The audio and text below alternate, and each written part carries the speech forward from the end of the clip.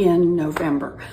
I'm endorsing Vice President Kamala Harris because she's ready to step up, bring our party together, go toe-to-toe with Donald Trump, and win in November.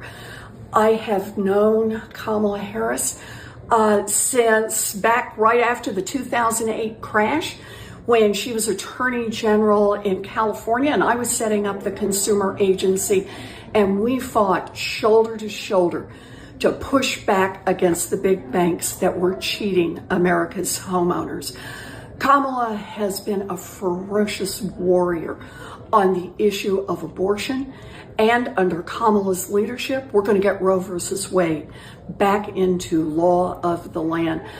But the part that's fun to think about is when you're up against a convicted felon, who better than a former prosecutor to take it straight to Donald Trump?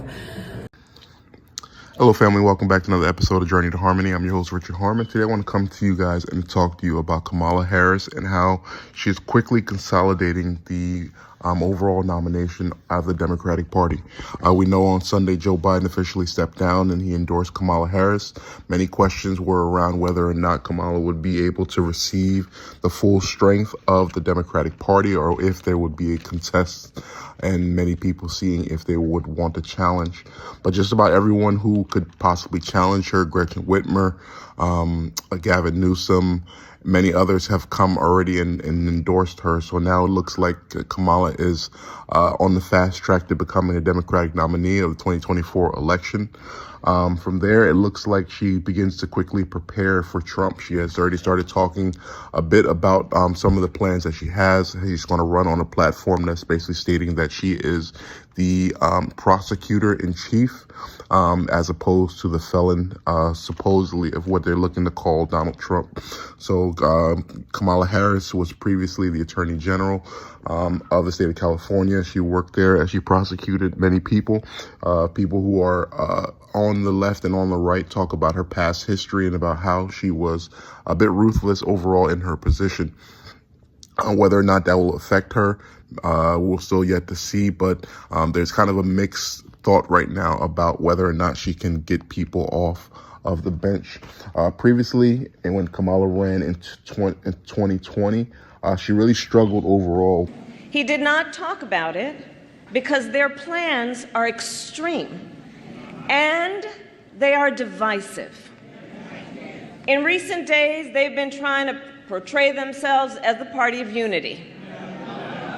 But here's the thing. If you claim to stand for unity, you need to do more than just use the word.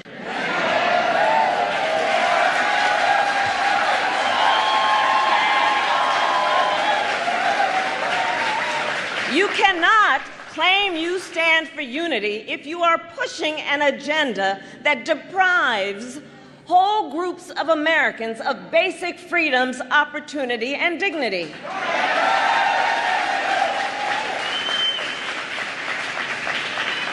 You cannot claim you stand for unity if you are intent on taking reproductive freedoms from the people of America and the women of America. Trying to ban abortion nationwide as they do and restrict access to IVF and contraception as their plan calls for. You cannot claim to be for unity if you try to overturn a free and fair election and threaten to terminate the United States Constitution.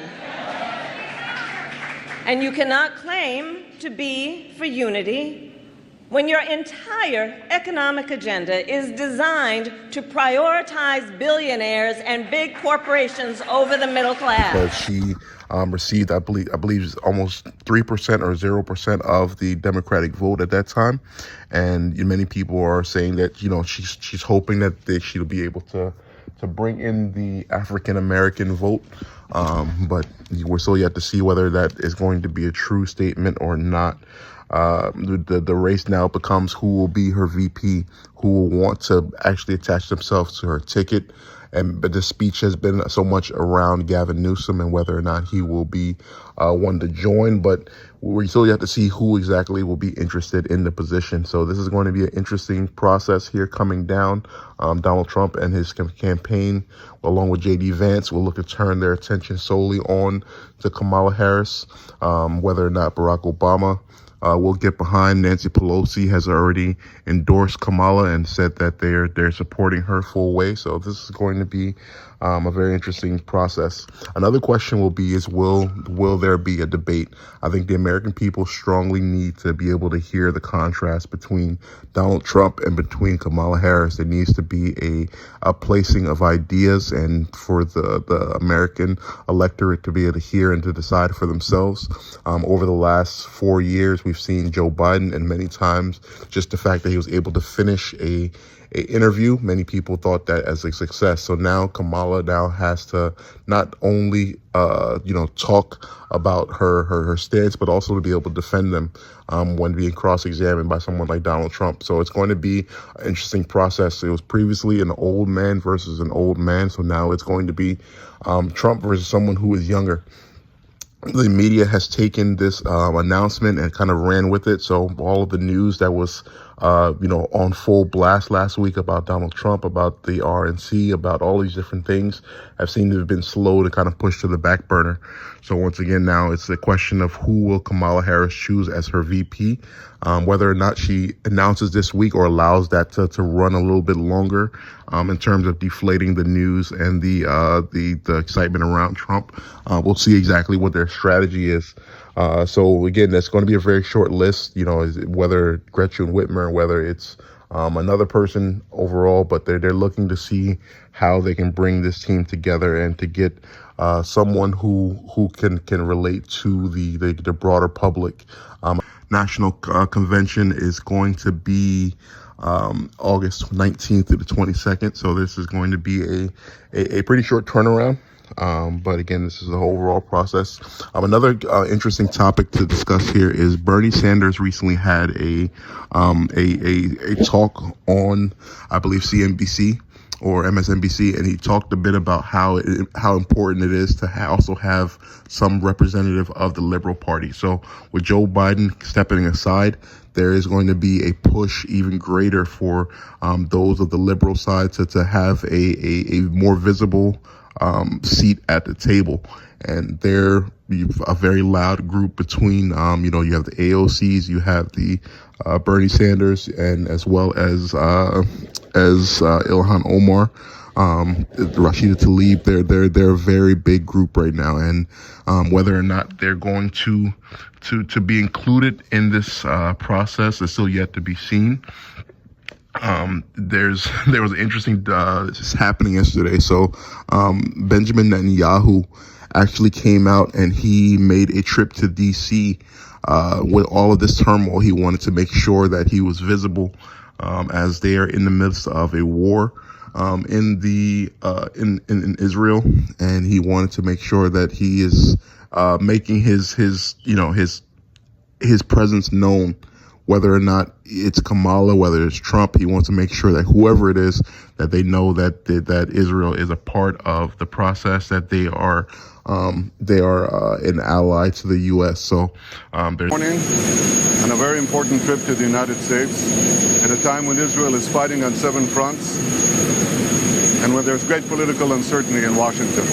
Regardless who the American people choose as their next president, Israel remains America's indispensable and strong ally in the Middle East. I plan to see President Biden, whom I've known for over 40 years. This will be an opportunity to thank him for the things he did for Israel in the war and during his long and distinguished career in public service as senator, vice president, and as president. It will also be an opportunity to discuss with him how to advance in the critical months ahead the goals that are important for both our countries. Achieving the release of all our hostages, defeating Hamas, confronting the terror axis of Iran and its proxies, and ensuring that all Israel citizens return safely to their homes in the north and in the south. There's a lot that's going on with that. There's so many different things that are happening, and it feels like the world is just kind of accelerating with all of this news all at once. But again, we're here to cover more and more of these particular topics. What are your thoughts on this thing? Do you think that Kamala Harris has the ability to actually pull off the victory over Donald Trump? Do you think that she's going to be able to consolidate people and to get them to actually get up and vote? Will the hate of Donald Trump be enough for many people to come in and actually support the Democratic Party? Do you believe that Donald Trump and the Republicans have already run away with this thing? Please comment below, like, share, and subscribe. Thank you so much for joining. Have a good day.